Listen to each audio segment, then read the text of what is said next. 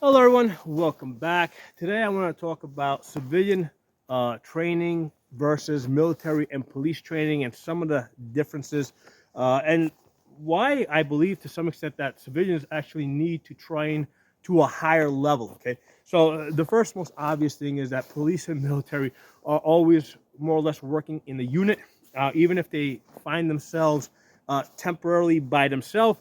Somewhere else, there is a unit, there's a whole system waiting to back them up, whereas civilians are almost always on their own. Okay, so there's two camps, right, that I sometimes will see debating, and it comes down to too much training versus too little training. Now, most civilians will only practice on the two-dimensional range, where they're basically behind some type of a table, shooting in one direction. A lot of gun ranges won't even allow you to draw a gun out of the holster. So the training of most civilians is very limited to just target shooting. Okay, that's basically what I teach the Boy Scouts. Right, that's what I teach like 10-year-old kids, just target shooting. Okay, self-defense training is not so much about the target shooting. It's about being able to respond and make the right decisions and perform under stress. That's the key element of self-defense training and what we can expect in a real self-defense scenario. It is always going to be under stress. Okay, so on the one hand, you have one camp, right, that just do the two-dimensional range shooting. That's all they ever do, and people will criticize that training, that it's just limited to just that. And on the other camp, you have the guys that do all the tactical training, right? That's my camp, where we're basically constantly training under difficult circumstances. And again, the focus on that is being able to perform under stress. Okay, and what will happen is a lot of times we'll be doing certain techniques, and there will be guys that are either military or police, or ex-military, ex-police, and they'll say, hey, that's all BS. We never did that in the military. We never did that, when we're doing our police training. That's a load of BS. And again, the thing I want to really focus on here is it's not so much about the specific technique. It's about being able to perform under stress. So I'm just going to give you guys an example. I'm going to shoot that target over there one-handed, and I'm going to do a one-handed magazine reload, right? So I'm going to pretend that this gun is out of operation for whatever reason, but the purpose of this exercise is not so much, hey, if I ever get shot in his hand. It's just a question of being able to function under stress. I've created an artificial stress here that I need to perform under. So let me fire a couple of shots. All right, so gun's empty. I'm gonna drop the magazine. I'm gonna use the grip of the gun to pull up my jacket. All right, clear my jacket, get it out of the way. Okay, normally I'd be doing that with the other hand. Get the gun in the holster. Let me demonstrate it again. You can also use your thumb. Okay, we know the gun's not loaded, right? We short lock open, right?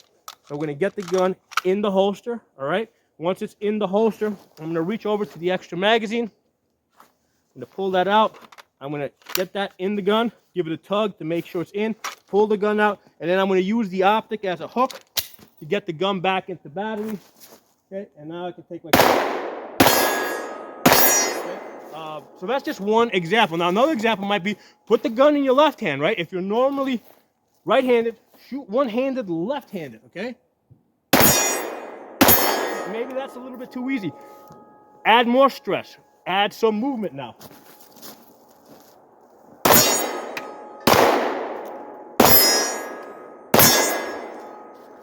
So that's not so much about developing the skill to be able to shoot one-handed and do one-handed magazine reloads.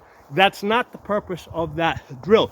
The purpose of that is just to create an artificial stress, an artificial limitation that you have to work through, okay? And to somebody doing that for the first time, I mean, yeah, it can be very overwhelming. But that's the focus of that. The point is to get to that level where you can function overloading. Now, obviously for me, because I've done it so many times, it doesn't achieve that, right? It doesn't overwhelm me. I have to find other more difficult things to do that overload me, right, and allow me to practice shooting under stress. Okay, for me personally, I like to get up on the ladder, right? I don't like ladders so much. So there's an exercise I do where I'll climb like whatever 10 feet up on the ladder. I don't like that wobbly feeling, and I'll practice shooting one-handed off a ladder. That makes me very nervous. Okay, again, that the whole purpose of that exercise is being able to function in an uncomfortable situation under stress. Okay, so let's go a little bit further. Let's talk about some of the differences between civilian training and military and police training. Like I said earlier, the biggest difference is that that military and police are part of a system, they're part of a larger team, not just their particular partner or the team that they're with, but the entire system behind them. Civilians don't have that. Okay, so with regards to tactics, civilians are limited to pretty much only responding. Okay, we're limited to defense only, whereas military and police are able to do offensive operations. Okay, in fact, the U.S. military loves doing offensive operations. They always seem to be on offense in different places around the world. So the U.S. military has adopted the philosophy that the best defense is a strong offense, right? That's evident from the way that they do their operations around the world, right? So we are limited to responding. So what that means is that we're always behind the ball, right? Somebody else always has the initiative, and we have to respond to that, and we have to try to take initiative back. I've done different videos on how to try and get initiative back when you're responding, when you're already starting off, late, and now you have to try and catch up. Okay, so we get very little planning. Military police, they get to do a lot of planning. Now, in some cases, they might get whatever ambushed, or they're not expecting a situation. But there's at least the people responding to that, they know what they're going into. Okay, because again, they're all part of a larger team. And just to give you an example, like you just saw me do the one-handed reload earlier. I mean, why would military not need to do that, right? Because if for example, they were injured in one hand, they don't need to worry about getting their gun up and running so quickly with the one hand that they have left, because they have a whole other team that is responding to whatever is going on. Whereas the civilian, if he's by himself, he's got no choice, right? He's got to get his gun back and working. He has to be able to defend his life. Okay, so again, the difference between a civilian and military and police. Okay, so other thing is we get no warnings, and in most cases we get to give no warnings. Okay, so let's talk about we don't get to give warnings. Lawyers generally will tell you that giving warnings, particularly warnings that say stop what you're doing, or I'm going to use deadly force, will get you in trouble. That's going to be seen as provoking. So we're pretty much limited to types of warnings that say, hey, get back from me, I'm scared, stop doing what you're doing, right? That's pretty much what we're limited to. Whereas police will be like, stop or I'll shoot, Police can get away with that, okay? In military, in most cases, they don't even have to give warnings. They just get into position and they start shooting, okay? Because they're doing an offensive operation. So again, this is part of the limitations that we civilians have to work under, okay? We don't get guidance so much, right? We don't, whereas police and military have like standard operating procedures. They get to, under these circumstances, this has to be done. Those circumstances, that has to be done. All that's been kind of planned out in advance. We don't get so much guidance. We're kind of limited, right? Our civilian use of deadly force, right, is limited to, you can only use deadly force to prevent your death, right, either your own or somebody else's, to prevent death, to prevent kidnapping, prevent serious bodily harm, or prevent rape. Okay, those are the only four cases in most states where you can use deadly force. We don't get any guidance beyond that. Okay, there's nothing in the law that says under which circumstances we can issue warnings, what type of warnings are legal for us. There's no guidance. Okay. So we're very limited in that. We don't get so much guidance like police and military get. Okay?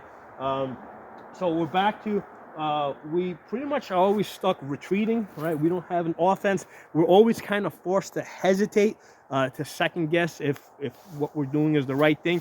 Again, all this is starting to pile up, right? All these things are starting to pile up where it's pretty much somebody has to be in the process of already shooting at you before you can defend yourself. And let me give you guys an example. If Picture a situation like this: a police officer stops somebody, right, and it says, "Please show me your ID." Okay, and the person responds by doing this.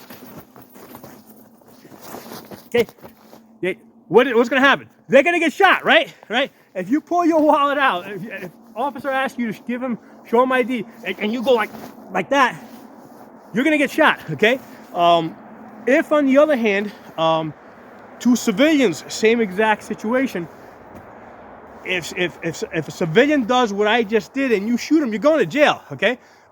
So the police and the military, they can get away with a lot more than what we civilians can. Now, this is not, I'm not saying that doing that motion that I did is a good idea, even to another civilian, right? Because it seems very aggressive. But I'm just pointing out the difference in standard, right? If I was to aggressively pull something out of my pocket, all right, and thrust it towards somebody, okay, a police officer, in most cases, would be justified by immediately responding with deadly force, whereas the civilian would have to first identify what is in his hand. Is it a knife? Is it a gun? Is it a wallet? Okay, so the civilian is being held to a higher standard. Okay, so again, this goes back to the fact that we're always late, right? We're always behind that ball. We have to first identify, we have to hesitate, we have to be absolutely sure what we're doing. Police and military are not limited to that. So this forces us into a situation where once we see that let's say deadly force is justified, and that is required to save our lives, we have to make up time. Okay, so a lot of the techniques that I teach civilians is specifically for that purpose, to make up time. And to give you an example of making up time, one of the things I will teach people is if you're being attacked, rather than just come out of holster, present, and shoot, well, one of the things I will teach people is get offline, right? Come out of holster and shoot. And what that does, or just, get out of holster and make a good lateral move to the side. Because what you're doing there is, because the other person doesn't know if you're going to take one step, if you're going to take 3 steps, and what you're doing is you're taking back initiative. Okay, so these are tricks that I try to teach people to make up for lost time, because we're always in a situation where we have to respond only when we're sure. We kind of are being forced to hesitate. Police have tactics that they call no hesitation tactics. All right, in many cases, sometimes they get into a lot of trouble for those, but it's a thing, right? It exists. They're called no hesitation tactics, where they kind of anticipate the need to use deadly force. Okay, I think that's kind of fallen out of favor in the last couple of years, but it's a thing. I didn't make up the term. Okay, so as civilians, because of all these limitations, we have to practice for all contingencies, right? For everything, right? Because we don't know when something's going to happen. We don't know where it's going to happen. Even like, for example, a lot of times if you look at a special ops unit, right? And they do, like, let's say they're boarding an airplane, right? Airplane hijacking type of situation, and they go in and everything's working like clockwork. Okay, well, they've had a chance to practice that exact scenario, hundreds of times, right? And moreover, when they enter that airplane, they kind of already seen the layout. They've seen a sketch of the plane. They know exactly what they're going into. So that's part of the reason why they look so good, because they know exactly what they're going into. They've practiced it, right? Civilians don't get to do all that. So we have to kind of figure this stuff out as it's happening, okay, and respond to it, okay? So again, that's part of the reason why I tell people that as civilian concealed carriers need a higher level of training, okay? And the other thing is, I tell people, don't just go to one person for your training, okay? I tell people, go to as many different instructors as you can. When you go there, to learn whatever you can from each one of them. Don't, while you're there, don't so much judge the information, just absorb it. And then after you've had couple of months, couple of years of absorbing information, then you can start selecting what you think is going to work best for you. That's how I learned all the things that I did, right? About 15 years ago, I was I wasn't an instructor, I was a student. So I trained with lots of different instructors, lots of different backgrounds, some of them military, some of them police, some of them civilian instructors. And I was able to amass all this information that I'm now presenting to you guys, okay? So let's talk about the threats that a civilian has to encounter, okay? So there's 3 threats, okay? One is the immediate threat, right? That's the person that's trying to kill you, right? The other one is the media, right? And we all know, how the media is, right? They are very biased against people being able to defend themselves. So you're going to have to deal with the media, and then finally, you're going to have to deal with the government. So there's 3 threats: the immediate threat, the media and the public, and that would also include, let's say, like your boss, your job, because a lot of people, that might also include your family, right? Because a lot of people end up losing their jobs as a result of a defensive encounter, even if it turns out that they're cleared, right? That they were justified.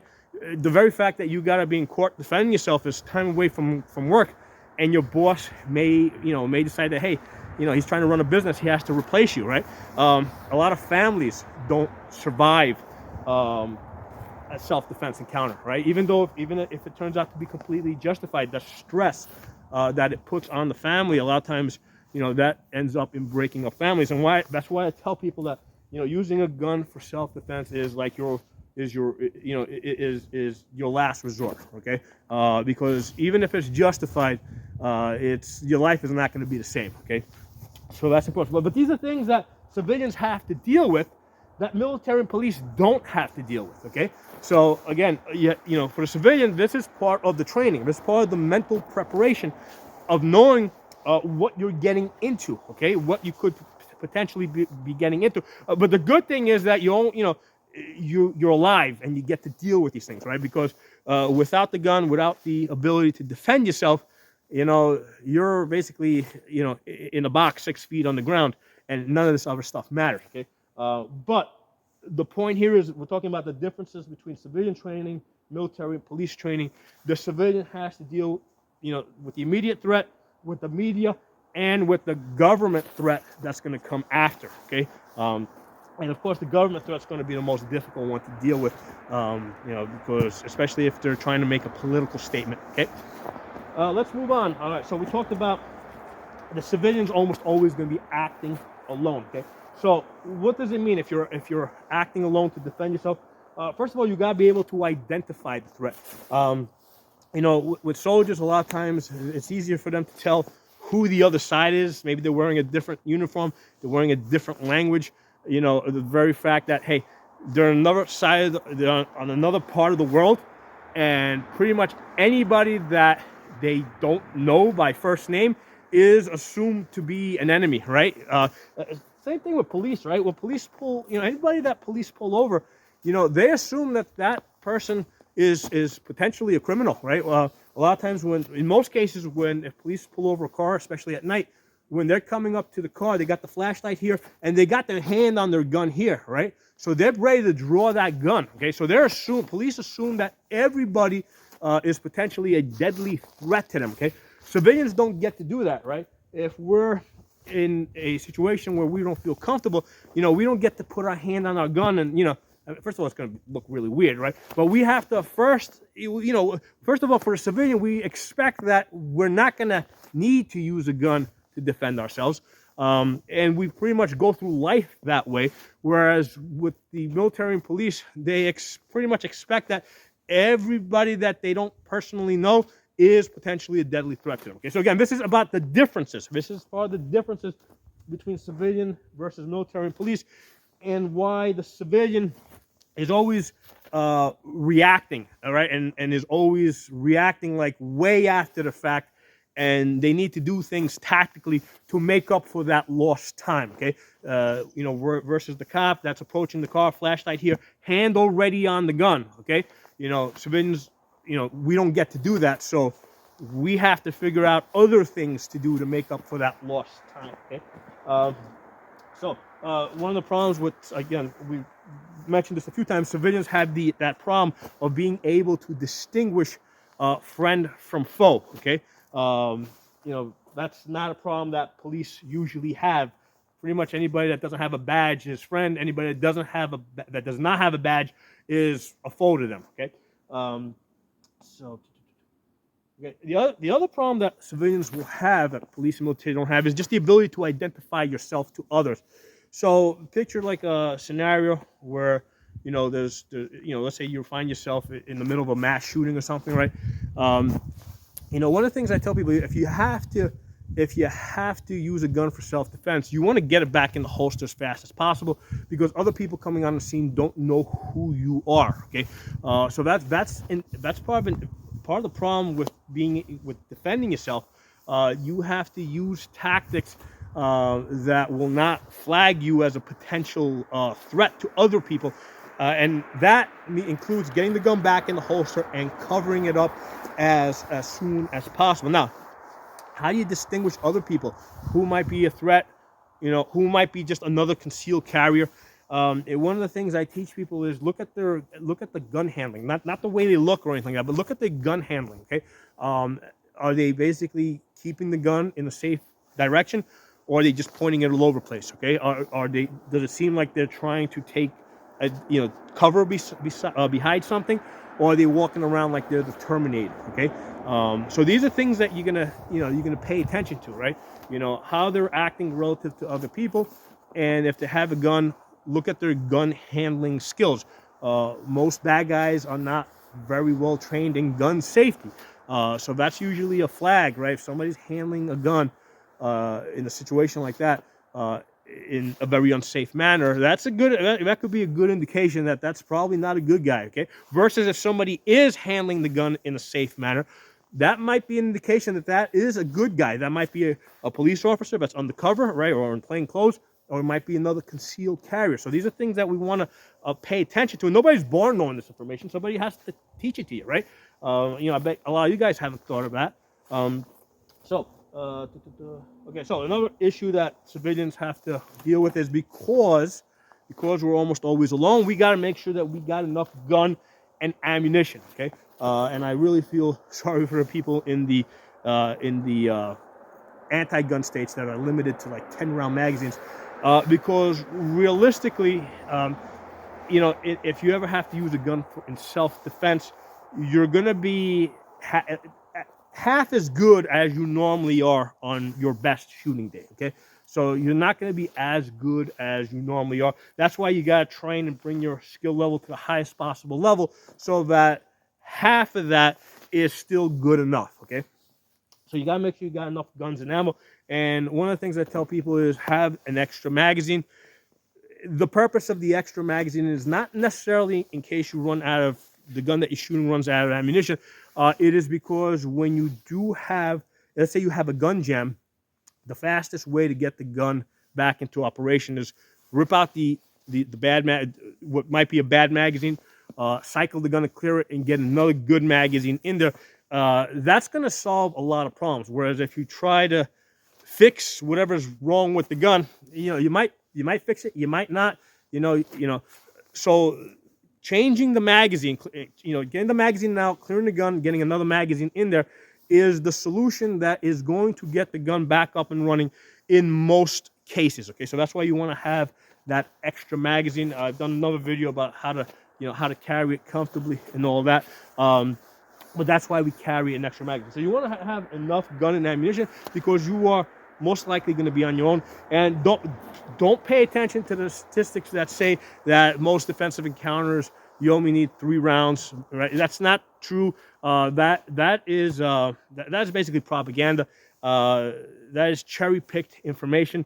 In lots of cases, what they'll do is they'll average in instances where people used the gun for self-defense but didn't have to shoot any rounds. Right? Just the mere presentation of the firearm, right, was enough to stop whatever bad thing was happening. What they'll do is they'll average in a lot of those zeros, right? 0 shots fired, to bring that average down to 3. Okay, so that is cherry-picked information. Using a gun for self-defense is first of all, it's very rare. So because it's so rare, right? You can't say, okay, this is the typical way it happens, because it doesn't happen often enough. So the way that your defensive encounter might happen, it might be very drastically different from the other person versus the other person versus the other person, because it is so infrequent. Okay, let's move on. Communication. Okay, that's a big issue here, right? Police and military have established means of communication, and I'm not even talking about radios and stuff. I'm just talking in terms of how they communicate with each other, so that they can get and give the information that needs to be, that needs to be transferred. Even if you're ex-military, right? If you're out in the civilian setting, the other people around you may not have that level of communication that you may have learned. Okay, so you kind of have to figure out, immediately how to communicate with other people in a way that they can understand you. Okay, so that's why a lot of times when I train people, okay, other than like basic safety words like ceasefire, I don't get too deep into how we're going to communicate, because I want the trainee to figure out how to communicate with me as we're moving through the different scenarios, right? Pretending that I am another, let's say, concealed carrier, okay, that he's never met before. You have to be able to figure out on the spot how to communicate with other people, how to talk loudly, clearly, okay? So this is something that the civilian has to figure out, like in the middle of a self-defense encounter, whereas the police and military, they don't have to deal with that. Okay, so that's one of the things that I focus on. When I train people, I kind of let them figure out how they're going to communicate. Because a lot of times I'll be like, shoot the target, and then they'll stop, and I'm like, why'd you stop? And I'll be like, I don't know which target. I'll be like, well, loudly ask me, say which target, and then I'll say the red target. They'll be like, which red target? Okay, and I'll be red target on the left. Okay, and then they'll be like, maybe they still don't understand me. The one with the stripe, or the one that's, or solid colors, okay? And I'll say the one with the stripe. So again, this is part of the trainee figuring out how to communicate with somebody that they've never met before, right? On the spot while this is happening. So again, this is something that civilians need to work through, whereas military and police don't have that problem, because they've already gone through drills. They're working with people that they've been training with, and that problem just doesn't. It's just not so much of a problem for them. Okay. Okay. The other problem we're going to talk about is the fact that there's the lack of authority. Okay. And what do I mean by that? Okay. So self-defense encounter. Okay. Bunch of civilians here. Okay, nobody has any idea of who I am or what my skill level is, right? And likewise, if there's another concealed carrier over there, I have no idea who he is and what his skill level is. Maybe he is a lot better than me, okay? Maybe he's got a lot more experience than me. I don't know. Or maybe I don't know. I mean, who's gonna, like, do I tell him get out of the way, or do I tell him to cover that corner, or does he tell me? So there's this issue of authority that kind of has to be figured out, like, on the spot, right? If you have a situation where you have two people, and it might not even be two people with a gun. It might be, one person with a gun and the other person with a cell phone, trying to call 911. You're saying, hey, get by the window, let me know, when the police show up, Again, so these are things that need to be established, like who's got authority in that type of situation. With military and police, they got ranks, okay? So that is something that is easily known. They know amongst themselves who's in charge, whereas with civilians, they can kind of sometimes get in each other's way, and they have to pretty much on the spot while this is happening, figure out how they're going to work together. Okay, so that, again, I'm just pointing out the differences between civilian versus military and police, and why I'm telling you guys that I think that civilians, if military and police train it here, civilians need to train to this level, because they got to work through all these problems, okay? And figure this stuff on the spot while it's happening, while military and police don't have to do that, okay? They've already done that in advance, okay? Okay, so let's talk about the legal aftermath, okay? With military and police, if they're involved in a shooting, if there's any question of whether it was a justified shooting or not, hey, they got their lawyers, right? The police, they got their union lawyers. So that's already set up. With civilians, we have to deal with the legal aftermath. And one of the things I tell people is that if you wait to try and get a lawyer for when something actually happens, it's going to cost you a ton of money, man. Because if you start looking for a lawyer after you're basically in jail, all right, or you've been arrested, pretty much you're calling up your wife and telling her to go find you a lawyer, which is going to stress the shit out of her, right? And any lawyer she goes to is going to ask for a $2,000 retainer up front, which is why I always tell people, you got to have a prepaid legal service. You got to have a lawyer pretty much already in your phone. And what I'll do is I'll tell people to give a copy of your card with your customer or account number to your wife and tell her, because if you ever get arrested, right, they're going to take away your cell phone. So the only number you're going to really remember is probably your wife or your mom's. What you want to be able to do is call them up and say, hey, go find that card with the prepaid lawyer with the account number, call them up and tell them I'm in trouble and they got to come figure this out for me, okay? So you got to have that prepaid lawyer. Make sure you guys have looked at my other videos where I tell you guys, just basically shut up and get the lawyer. Don't try to talk your way out of this, because you're only going to get yourself in more trouble, okay? In a self-defense encounter, the things that you are concerned with is get the gun back in the holster, make that 911 call to establish that you're the victim, right? What you're wearing so that they know, who you are, that you're the victim, okay? You want to preserve the evidence, right? When the police show up, point out the gun, knife, your shell cases. If anything's been moved, point that out to the police, okay? And point out any witnesses, right? You tell them, listen, I can't make any statements on the advice of my lawyer, but those people saw what happened. Why don't you talk to them? And then after that, you talk to your lawyer. Everything's got to be filtered through the lawyer. You don't talk on your own, because first of all, the police are going to start asking you questions in basically in any random way that the questions come to them, and you're just going to confuse yourself. You're going to mix up the time. And they're going to end up making multiple, like that day you will make one statement, a few days later as you start remembering things, you'll make another statement. And then they're going to say, well, were you lying to us then or you're lying to us now, okay? So you got to have the prepaid lawyer. The one that I use is US Lawshield, okay? I use them because they're cheap, okay? It's like $11 a month, okay? There's a promo code there for you guys. The promo code is Pocono Shooting. There's the website. Okay, and if you don't get the promo code working through the website, they have an app that you can download. Just search the US Lawshield app, because from what I hear, there were some issues with the promo codes on the website.